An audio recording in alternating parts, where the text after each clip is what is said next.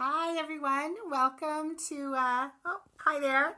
Welcome to TCM Talk and number 4 in a fun series of Chinese New Year scopes that we've been doing with a couple of other acupuncturists. Hopefully maybe you caught them this morning. Hi everyone. Hope you caught them this morning with Lynn and Jennifer from Chicago and Denise scoping here on the TCM Talk channel. Welcome. Happy New Year, everyone. I am closing out this New Year scope passing with some information and a little bit of recipes about how you can keep your skin happy and healthy in this coming year of the monkey. So before I get started talking about that, something that I wanted to encourage everybody to do is to learn more about Chinese New Year and the Lunar New Year and all the customs. Lynn and Jennifer and Denise all started talking about that a little bit this morning. Really fascinating stuff, and there's lots more obviously to be learned about Chinese culture and the celebrations of this annual holiday. And hopefully you had the chance maybe to celebrate in your local community. For those of us in North America, obviously there's really amazing, rich history that the Chinese and Asian immigrant community brings to all of our communities together. And I wanted to actually, just before I got started, recommend a couple of books where you can learn a little bit more. This is a favorite one of mine. It's actually a little bit old now, so some of the information is probably not totally up to date, but it's called Strangers from a Different Shore, and it's a history of Asian Americans. So it's got a really amazing history of Asian immigration to the United States, and what folks went through to build their communities here, how they maintain their culture in the face of racism and anti-immigrant laws and violence and everything. Really great read. There's a couple of other great books by Asian American authors that I will put on the TCM Talk Periscope Pinterest board, bit.ly/Periscope pins, and you can also find that in the bio for TCM Talk. You can find a link to our Periscope Pinterest board where I'll make some other suggestions of how you can learn more about the Asian American experience and Chinese culture from a Chinese perspective. So, without any further ado, here is some things I wanted to share with you about what your skin might be going through this year and how you might be able to help it. So this year, you might have heard this or seen this around already, is the year of the fire monkey. Fire is the dominant element that will be kind of inhabiting out of the Chinese 5-element system this year. The astrological animal is the monkey, so it's a monkey all year, and it's got this fiery energy. But at the same time, it's a little bit lesser fire. It's not a blazing, out of control fire this year, and it's linked to in the hexagram for this year, which is part of the Chinese astrological system. It's linked with the element metal. Traditional Chinese medicine, the metal element governs the lungs, the large intestine, and the skin.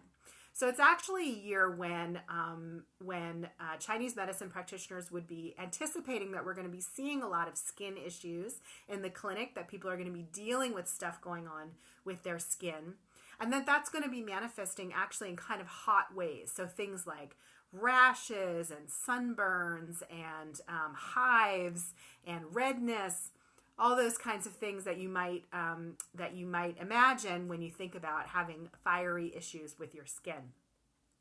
So in anticipation, forewarned is forearmed, and that is also something about the year of the monkey, is just know what you're doing, because the monkey likes to throw the unpredictable our way. So we've got to be prepared for all kinds of things and go with the flow.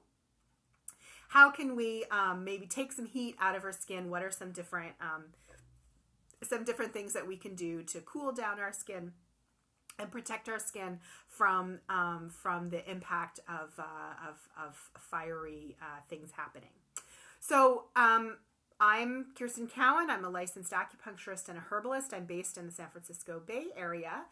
TCMTalk, Traditional Chinese Medicine Talk, is my Periscope channel that I founded with another acupuncturist and herbalist, Denise Chikuto, who has a practice in San Francisco and in Alameda here in the Bay Area. Angelica and Peony is a healthcare and skincare company. I make skincare products and topical treatments using traditional Chinese medicine and aromatherapy and Western herbs and oils. So I have a product that's particularly suitable for red or overheated skin, and that's my 3-in-1 serum. This is a facial serum, which is both a treatment or a moisturizer or a cleanser, hence the 3-in-1. And one of the key ingredients in it is calendula blossom. So I actually have a few here just to kind of, oops, that's got some lavender in it too, which the 3-in-1 also has lavender in it, another cooling and balancing herb. So there's some calendula blossoms you can see there. I don't know how well the color comes through on Periscope, and of course the smell does not come through.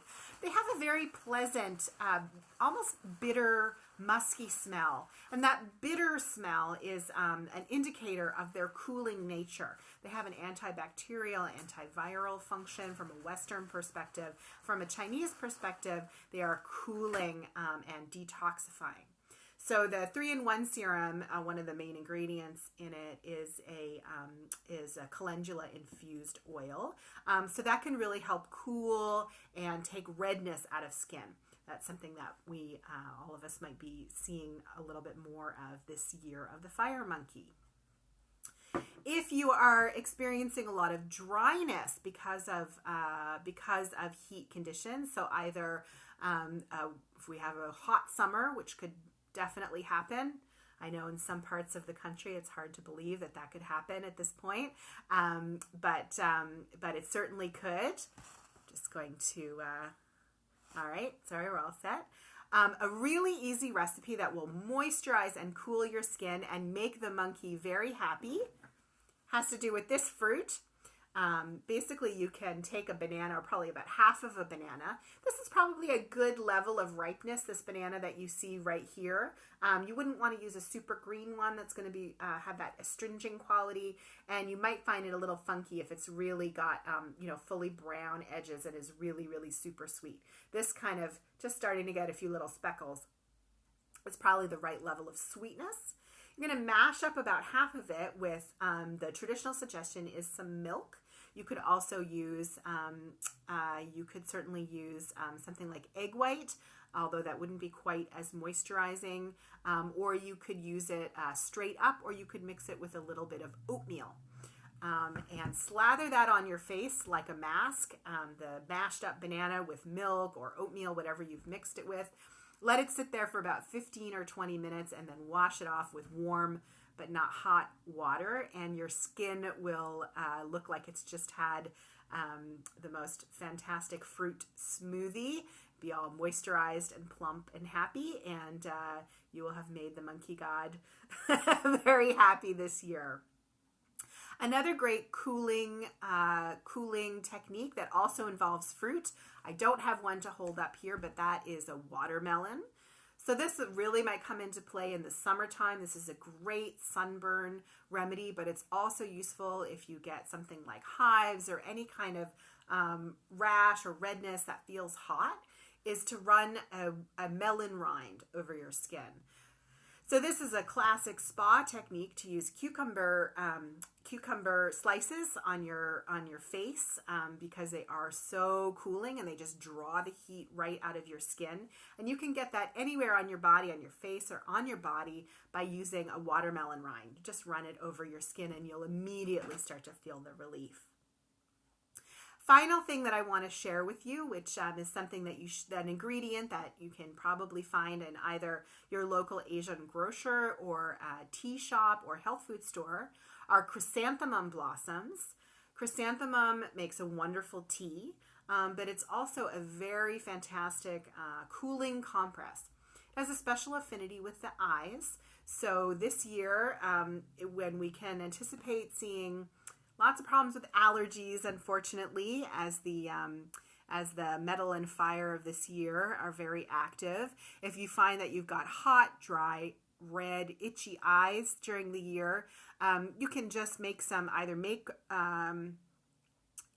chrysanthemum tea with the blossoms, sip the tea, and put a compress of the blossoms over your eyes, or you can just straight ahead make a compress from the beginning.